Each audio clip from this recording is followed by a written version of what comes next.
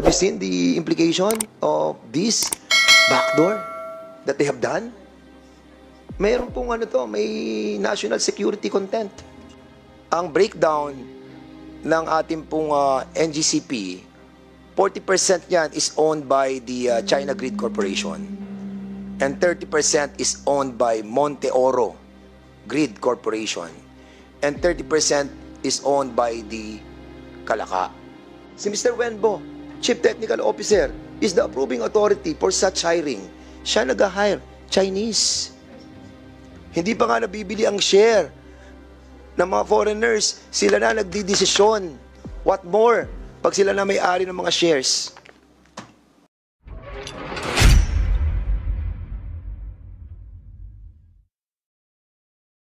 Don Fernandez is recognized. So in other words, Mr. Chairman, kasi yung concession fees po nila, na babayaran nila in 20 years, 168.9 billion yung kanilang kontrata. Pero yung kinita nila, ang laki-laki na po. At ang totoo dito, yung wealth that is transferred by Transco to NGCP is not even shared to the public. Alam niyo, Mr. Chairman, in accordance with Section 8 of Republic Act 9511, sinasabi dyan that the grantee, the NGCP, shall list subject to the requirements of the Securities and Exchange Commission and the PSE and make a public offering of the shares representing at least 20% of its outstanding capital stock. Alam niyo, Mr. Chairman, ang sinasabi po ng batas natin sa Republic Act 9511, Section 8, dapat yung at least 20% ng NGCP are being open or offer to the public. Pero, Mr. Chairman, I have so many questions about this issue wherein indeed the NGCP offered to the public its 20% share in accordance with the provision of Section 8 of Republic Act 9511. Mr. Chairman, we all know that ang breakdown ng ating pong NGCP, 40% yan is owned by the China Grid Corporation and 30% is owned by Monte Oro Grid Corporation and 30% is owned by the Kalaka. The NGCP applied, kasi sabi ng batas 10 years 10 years kailangan bago mag-expired. Simula sila ng 2009, January. Dapat nung January 15, 2019, dapat nakapag-offer na sila sa public nung share na sinabi ng batas 20%. Pero, Mr. Chairman, sa nabasa ko sa website, na nakuha ko sa ERC, and try to find out sa website ng NGCP, yung public offering, wala po ako nakita, kundi, ang nakita ko is share, swap. Ano ba yung share, swap? Ang share swap, ang nag-uusap, yung iba-ibang, yung mga kumpanya, na listed sa Philippine Stock Exchange at sila nag-uusap para makapag-comply doon sa sinasabi nating requirements ng Section 8 na Republic Act 9511.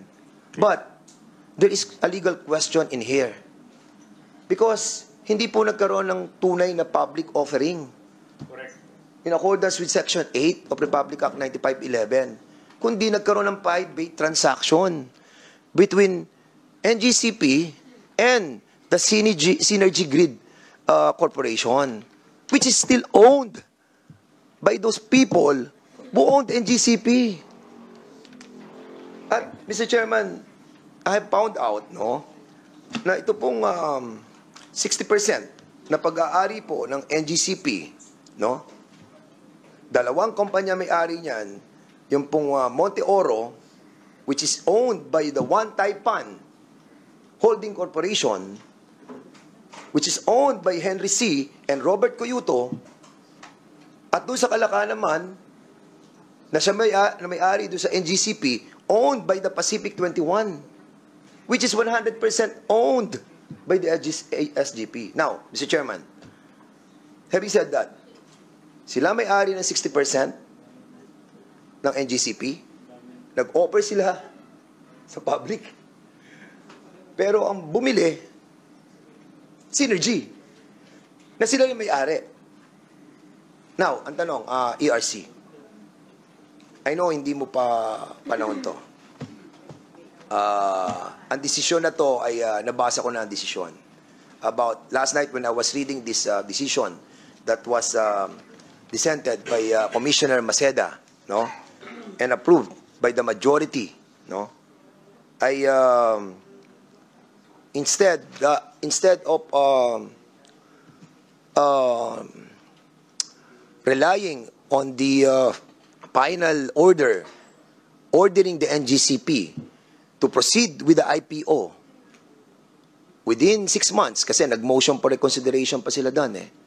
Now, ang tanong ko sa iyo, Mona, have you encountered this issue even though na hindi pa ikaw ang chairperson during that time? Can you Chair kindly Di Malanta, explore on this issue? Please reply. I think what he's talking about, it's clear. The obligation to sell off a portion of the shares, and he's now, the Honorable Fernandez is now saying that it was not done in accordance with what the law requires. Please reply.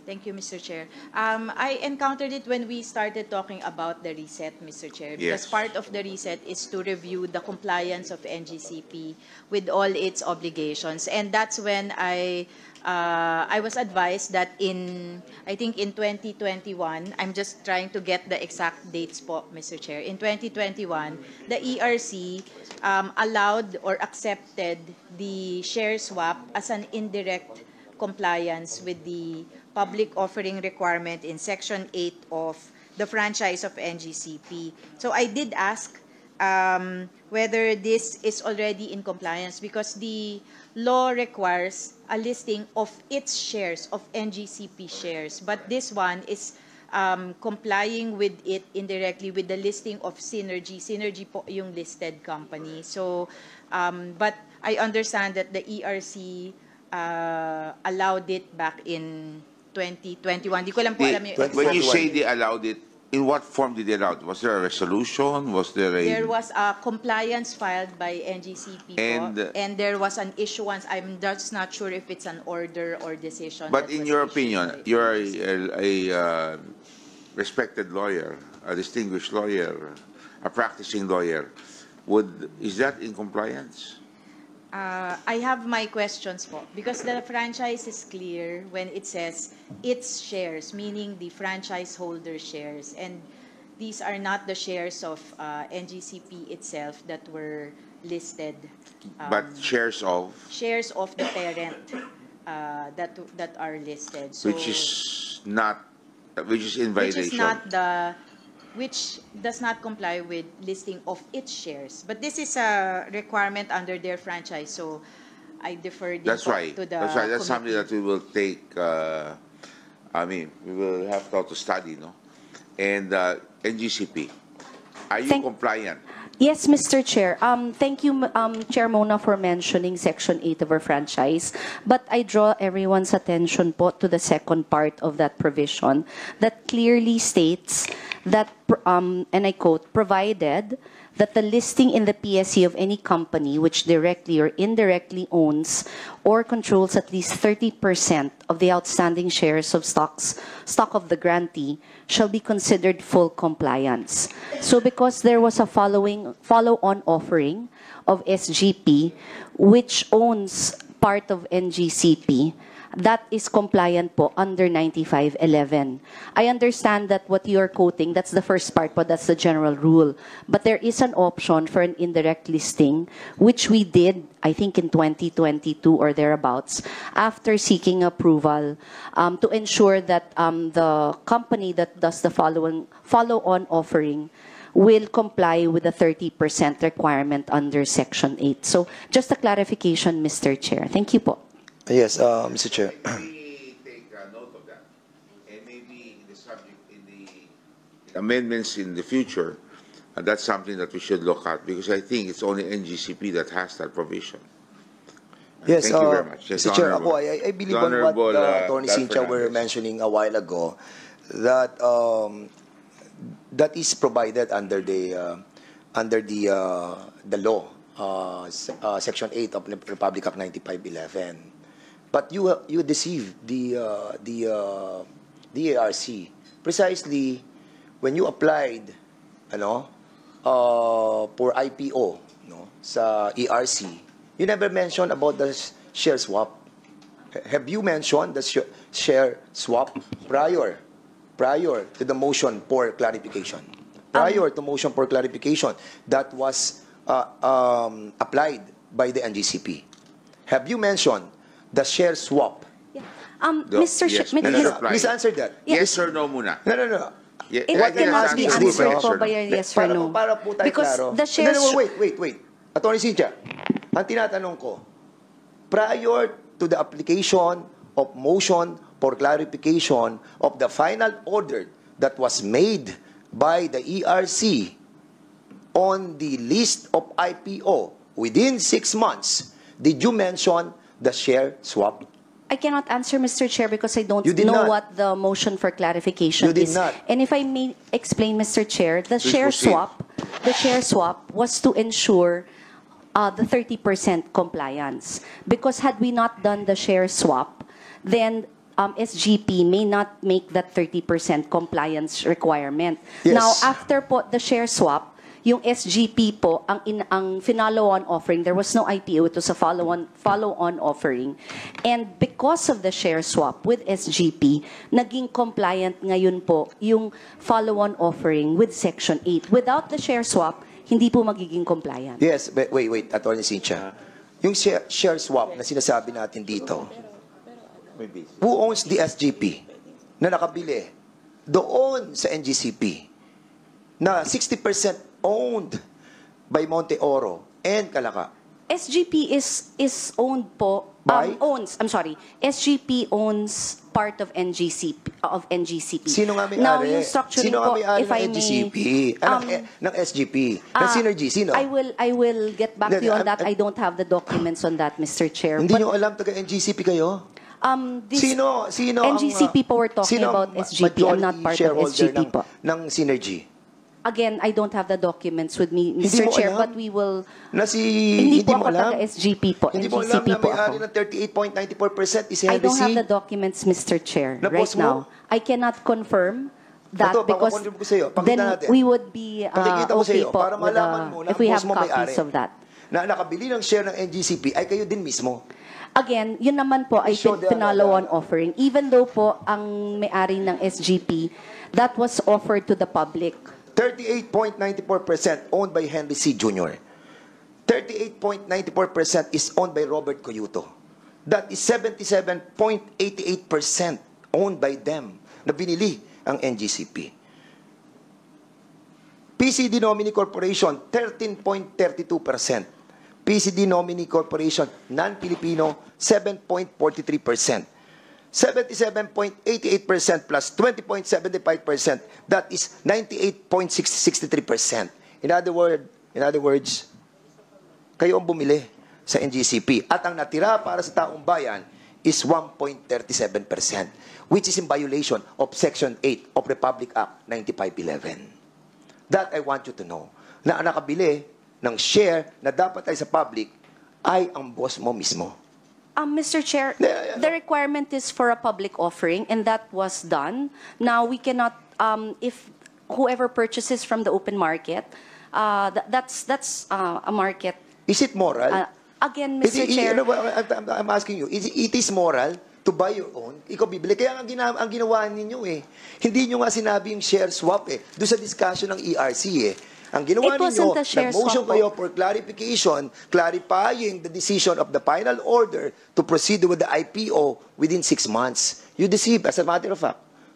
Si Mr. Francisco, yung inyong consultant who testified in the ERC, even manifested that you have an ongoing discussion starting no November 2019. Pinag-uusapan nyo na po yung IPO. But then suddenly, sa motion for clarification, na instead, na sundin nyo yung final order, you have injected a amendment on the decision of the motion for reconsideration. Mr. Chairman, I think nakikita po natin dito that they abuse the power that was given to them. The franchise that we have given to NGCB was really abused by them. Isa pa lamang to, Mr. Chairman. And for that, Mr. Chairman, this representation wanted to invite yung mga may-ari nung nakabili nung share ng NGCP. Dito si Henry C. Jr., imbitahan po natin si Mr. Robert Cuyuto, at imbitahan din natin itong PCD Nominee Corporation na Pilipino at PCD Nominee Corporation non-Pilipino dahil sila po ay nagko-comprise ng 98% ownership na instead na public ang nakinabang, taong bayan, because very essence of putting the public utilities sa IPO, sa public offering, because ito po entails economic development. It entails transparency and efficiency of the public utilities. Ang mga water concessionaire natin, binigyan po natin sila ng concession dahil yun po ang ating intention na maging transparent at ma-involve ang ating pong mga kababayan. Unfortunately, ang ginawa po ng NGCP, yung kanilang supposedly compliance with Section 8 of Republic Act 9511, nakbackdoor sila. Na imbis na ibenta sa taong bayan, sila mismo ang bumili, Mr. Chairman. Thank you very much, Honorable I have another one issue, Dan Mr. Chairman. Fernandez. We will have ask them. We will give you ample rest, okay, to be able to get your third point across. Mr. Chair. For NGCP, I think I'm sure you have an answer to that, no? But you just have to raise it, yes, in paper. I think it's very clear that I think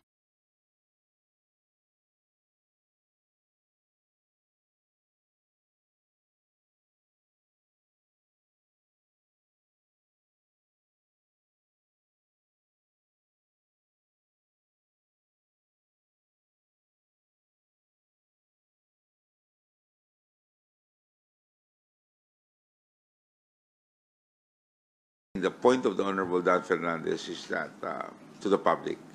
So a question, and it's 20% of the entire pie, not only 20% of a portion of. So now I think he's now saying that that was not done. Now, ergo, it has violated the very essence of this franchise granted to you by Congress. The Honorable Deputy Speaker, J.J. Swan. Is so that the public will have a chance to have ownership and say over a public utility. Yun yung intention nung Section 8 na yon. Kasi taong bayan makikinabang, taong bayan magbabayad, so dapat maski papano may boses. Ayon sa sinabi ni Congressman Dan Fernandez, yung public offering po ng NGCP, sila din po ang bumili sa sarili nilang shares. So that in itself is a violation of the intent of Section 8. Now, question, NGCP. Ma'am, question lang po dito sa SGP.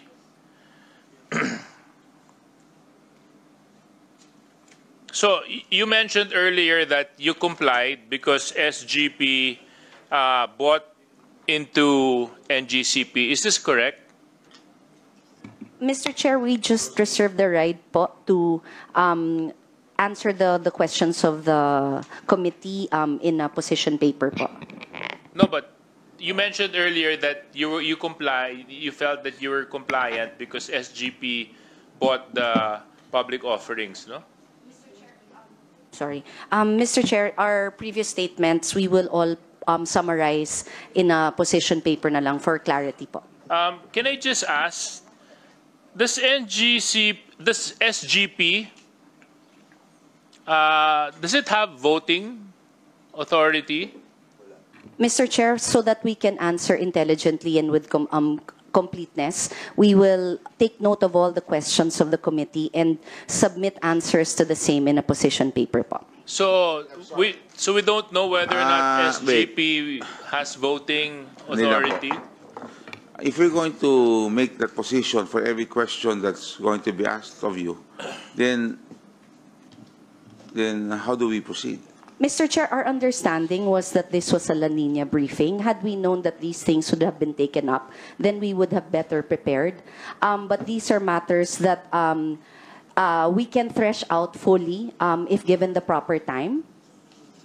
Yes, Mr. Chair, I think we're still in line with the briefing because, remember, we're talking about performance. Correct. And how NGCP addresses performance.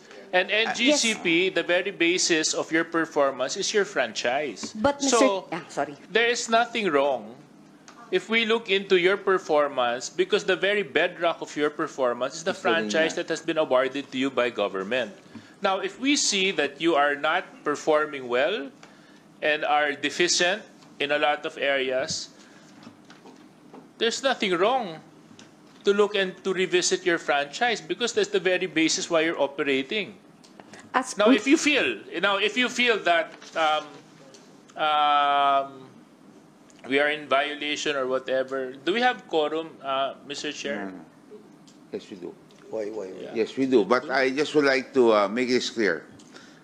This is a continuance, and being that we are now still in line because that was the problem of the last hearing. We had to summarize it, and it all boils down to the transmission lines.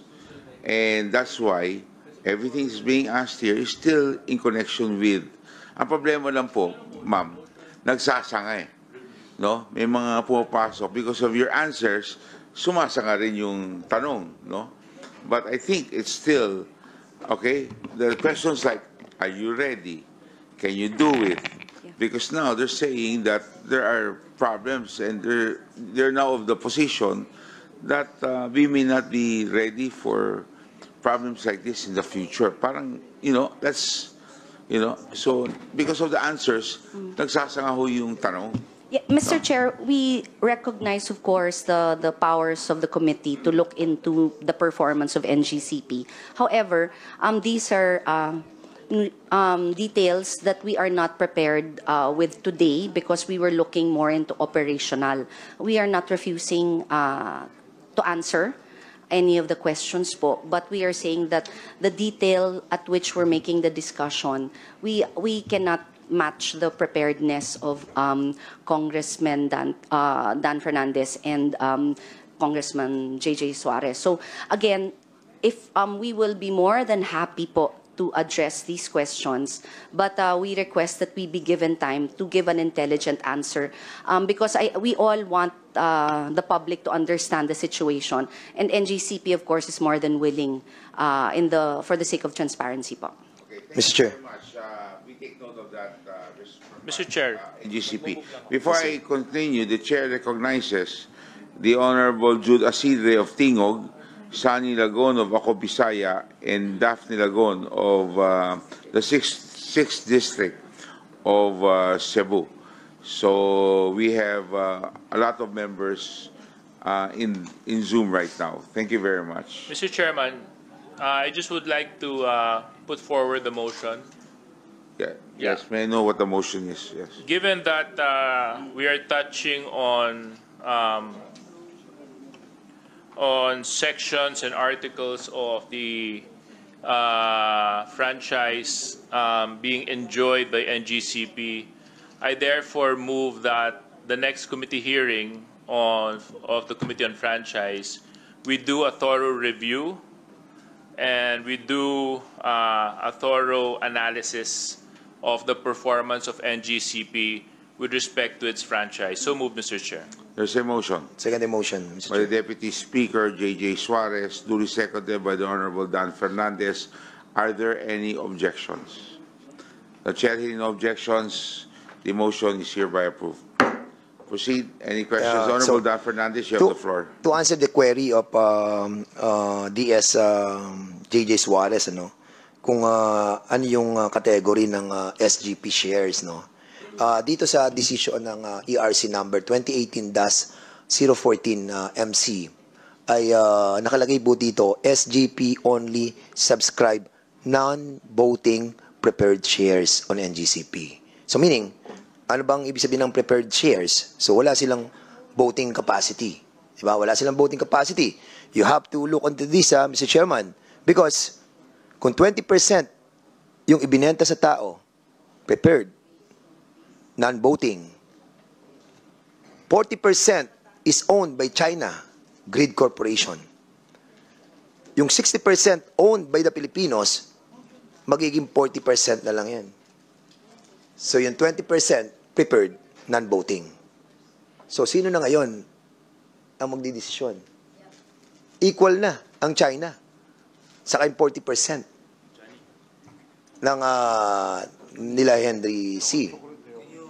Repeat. You're now saying that Now, what I'm trying to imply here, Mr. Chairman, mayroong din implication sa national security to. Kasi nga, yung binenta nila, non-voting, prepared. Binili na sa NGCP yung 20%. Ang breakdown niyan, 40% owned by China Grid Corporation and 60% owned by Filipinos. Binenta mo ngayon yung 20% sa public. Pero, prepared lang siya. Hindi siya common share. So, mawawala na ng voting power yung mga Pilipinos. Have you seen the implication of this backdoor that they have done? Mayroon pong may national security content. And we have to be wary about this. I don't know, but that is my understanding. It is a decision that I've gotten last night from the website of the ARC. Congressman Dan, just for clarification, kasi sa dami yun yung present, 40% ang foreign. Yes, alam natin. China Grid Now, Corporation. because of these share swaps, posible ba na lumagpas na ng 40% ang foreign? Well, you'll never know. Ha? Oh, may foreign nominee. Makikita mo, Mr. Chairman, may PCD nominee corporation, 13.32, may 7.43%. And that's the reason why So, I wanted that this corporation be invited in the next hearing. PCD nominee corporation, non-Filipino. They owned 7.43%, which will be added. To the 40. Hindi ko alam, baka mamaya yung China Grid Corporation din ang kumuha nito. Eh di majority na sila. Sa panagbotohan, China na masusunod, hindi na po tayo. As a matter of fact, Mr. Chairman, even before, China naman ang nasunod Di ba? Alam naman natin, si Wenbo, ang pumirma doon sa mga, we have the investigation that we have conducted. Anyway, we'll go on sa detalye. Can you stay on Mr. track Chairman, with your what I'm trying questioning to on the point out- shares? What I'm trying to point out, Mr. Chairman, even before, doon po sa kanilang operation, management of the grid, ayan si Mr. Liu Shangqiang, yung Assistant Chief Technical Officer, siya pumipirma. Management sila. Even si Lee Sinhua, Chairman of the Board of Audit Committee, approving authority, si Anthony Almeida, witness nga lang Si Mr. Wenbo, Chief Technical Officer, is the approving authority for such hiring. Siya nag-hire, Chinese. Hindi pa nga nabibili ang share ng mga foreigners, sila na nagdidesisyon. What more, pag sila na may-ari ng mga shares.